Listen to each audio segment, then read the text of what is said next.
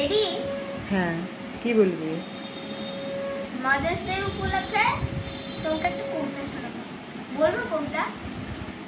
কি? লুকোচুরি লিখেছেন কবিগুরু রবীন্দ্রনাথ ঠাকুর।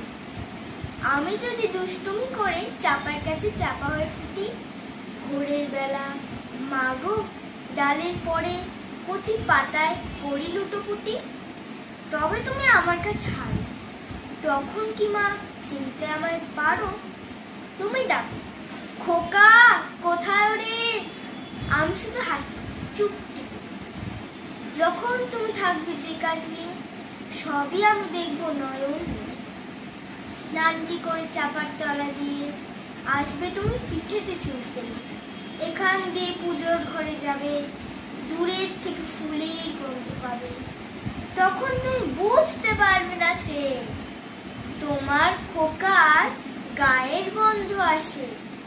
দুপুরবেলা মহাভারত হাতে বসবে তুমি সবার খাওয়া বলে। গাছের ছায়া ঘরের জানালাতে পড়বে এসে তোমার পিঠে করে। আমি আমার ছোট্ট ছায়া দোলাবো তোর বইয়ের পরে। তখন তুমি বুঝতে পারবে না সে তোমার চোখে খোকার ছায়া ভাসে। সন্ধেবেলা প্রদীপ খানি জেলে যখন তুমি যাবে গোয়াল ঘরে, তখন আমি ফুলের খেলা খেলে টুক করে মা পড়বো বইয়ে ছড়ে।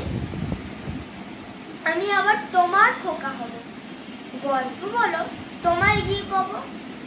তুমি বলবে দুষ্টু ছিলি কথা, আমি বলবো বলবো না সে কথা। Thank you. কবিতাটা আমি ভালো করে রেডি করেছি না মা?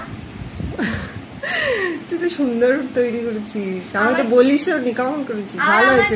আর আমার কাছে তো রোজ নেই মা, আমি তোমাকে এমনি একটা হাত দেখিয়ে দিচ্ছি, হাতের মধ্যে রোজ।